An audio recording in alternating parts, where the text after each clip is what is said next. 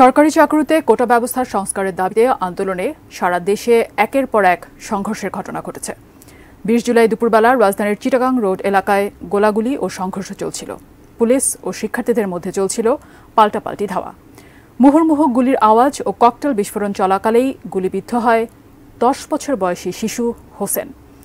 তার তলপেট ছেদ করে বেরিয়ে যায় আততায়ীর গুলি, নিভে যায় জীবন প্রদীপ। জাতীয় দৈনিক প্রথম আলোতে প্রকাশিত মর্মান্তিক সেই মৃত্যু নিয়ে সহকর্মী সাইমুম জান্নাতের বিস্তারিত প্রতিবেদন। আমার ছেলে আমার দিয়ে কই গেল, আমার ছেলেরে কেডায় মারলো, আমার উচাই আমার চিকিৎসাতে আছে আমার দিকে। চিটাগাং রোডের মুক্তিনগর এলাকার একটি ভাড়া বাসায় বাস করত শিশু হোসেন। মা বাবা আর ছোট দুই বোনকে নিয়ে তাদের পরিবার। অভাবের সংসারের সহায় হতে মা বাবার কষ্ট কমাতে নিজেই উপার্জনের পথ বেছে নিয়েছিল মাত্র ১০ বছর বয়সী হোসেন। পপকর্ন, আইসক্রিম ও চকলেট ফেরি করত ছোট্ট এই শিশু। ২০ জুলাই দুপুরবেলা ভাত খেয়ে বাসা থেকে বের হয়ে তার আর ঘরে ফেরা হয়নি। ২০ জুলাই দুপুরবেলা রাজধানীর চিটাগাং রোডের এলাকায় পুলিশ ও শিক্ষার্থীদের সঙ্গে চলছিল পাল্টাপাল্টি ধাওয়া।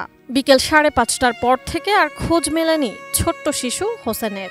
বাবা মানিক মিয়া সন্তানের খোঁজে বের হন, কিন্তু খুঁজে পাননি কোথাও। চিটাগাং রোড সহ আশেপাশের এলাকায় তন্ন তন্ন করে খুঁজেও হদিস মেলেনি তার। এরপর রাত ৯টার দিকে অন্য কারো মুঠোফোনে হোসেনের ছবি দেখেন। হোসেনের বাবা মানিক ও মা মালেকা সন্তানের আহত অবস্থার ছবি দেখে চিনতে পারেন।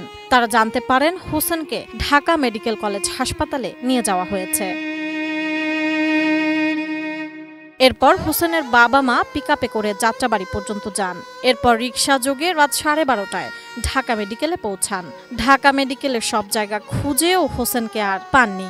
পরে জানতে পারেন চিটাগাং রোড এলাকা থেকে গুলিবিদ্ধ অনেককেই আনা হয়েছে। আহত সবার চিকিৎসা চলছে। দিবাগত রাত ২টা পর্যন্ত চিকিৎসা চলছে ভেবে বসেছিলেন হোসেনের বাবা মা। একসময় একজন এসে জিজ্ঞেস করেন তারা কেন এখানে বসে। নিজের সন্তানের কথা বলেন হোসেনের বাবা মা। এ সময় ওই ব্যক্তি তাদের লাশ ঘরের কাছে নিয়ে যান। অনেকগুলো মরদেহের সঙ্গে ছোট্ট হোসেনের মরদেহ খুঁজে পান হোসেনের মা বাবা। জানা গেছে হোসেনের গ্রামের বাড়ি ব্রাহ্মণবাড়িয়া সদর উপজেলার বর্ষল গ্রামে। তবে সেখানে কেউ নেই তাদের। তার বাবা মানিক মিয়া থাকেন হোসেনের মামা বাড়িতে। তারা ঢাকার চিটাগাং রোড মুক্তিনগর এলাকায় একটি ভাড়া বাসায় থাকেন। নিহত হোসেন তার বাবা মায়ের বড় ছেলে।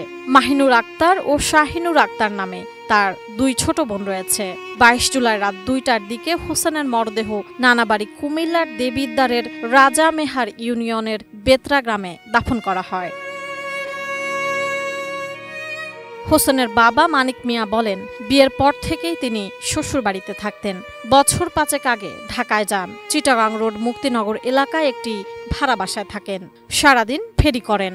চিপস, চকলেট, আইসক্রিম বিক্রি করেন তিনি। নিহত ১০ বছর বয়সী হোসেন তার বড় ছেলে। সেও ফেরি করত বলেই জানান হোসেনের বাবা।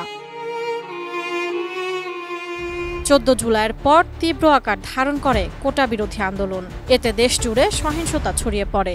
এই আন্দোলনের ফলে আন্দোলনকারী শিক্ষার্থী, পুলিশ ও আইন শৃঙ্খলা রক্ষাকারী বাহিনীর ব্যাপক সংঘর্ষ হয়। অনেক মানুষের মৃত্যু, বহু মানুষের আহত হওয়া, রাষ্ট্রীয় গাড়ি ও ভবনে অগ্নিসংযোগ, জেল ভেঙে কয়েদি পালানো সহ নানা সহিংস ঘটনা এবং ক্ষয়ক্ষতি ঘটে। এছাড়া আন্দোলনের সহিংসতায় প্রাণ হারায় শিশু, শিক্ষার্থী সহ আরও অনেকে।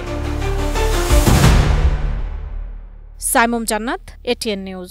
শিয়া বাটার ও ভিটামিন ই সমৃদ্ধ lily glam beauty soap. Lily, always beautiful.